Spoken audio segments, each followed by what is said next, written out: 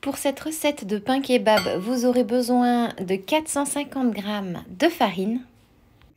Ajoutez une cuillère à café de sucre.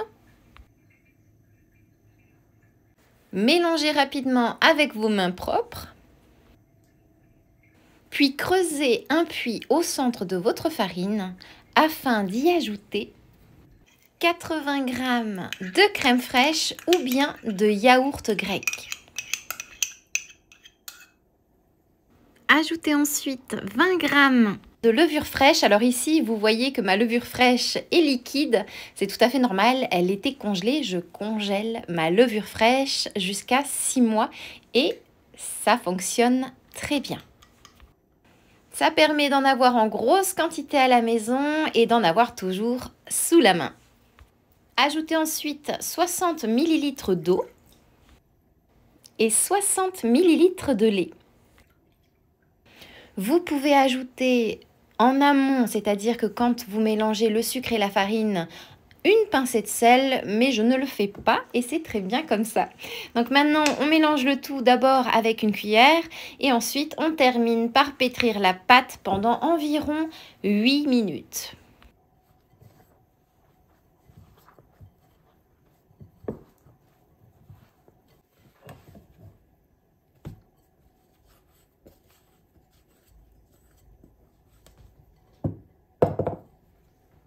Et comme vous allez le constater dans les prochaines secondes, j'essaie le plus possible de pétrir ma pâte avec mon poing et non pas avec la paume de ma main. Parce qu'avec la paume de votre main, vous forcez sur votre poignet et puis alors ensuite, bonjour les douleurs articulaires.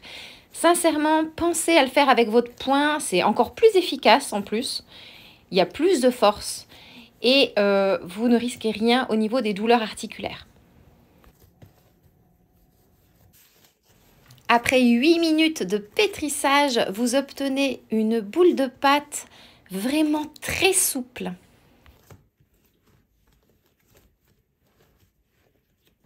C'est le moment de la laisser reposer à couvert pendant 1 heure.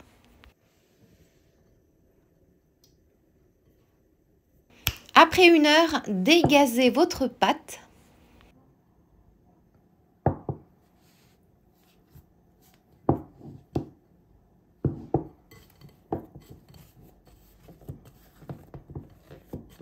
Puis divisez simplement votre pâte à pain en 4 ou 6 parts. Ça dépend de la taille de pain kebab que vous souhaitez obtenir. Ici, on veut avoir de gros pains.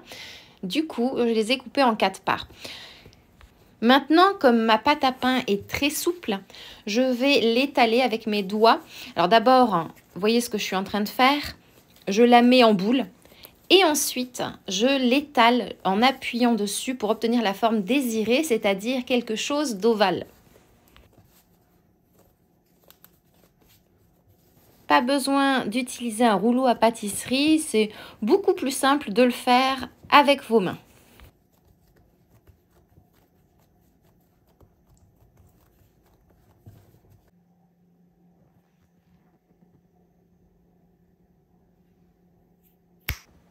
Puis ensuite, couvrir et laisser à nouveau reposer pendant 30 minutes.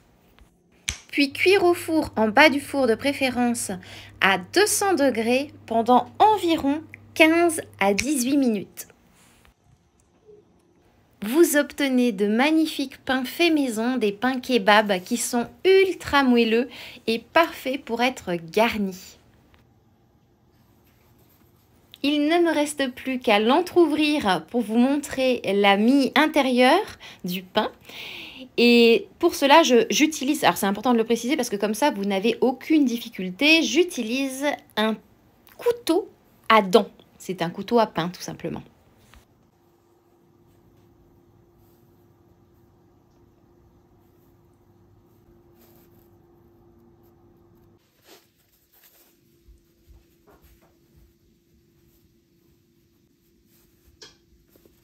Alors de mon côté, je les ai garnis d'une viande kebab fait maison. J'ai déjà proposé la recette sur ma chaîne YouTube de tomates fraîches, d'oignons rouges, de concombres et de sauce blanche fait maison.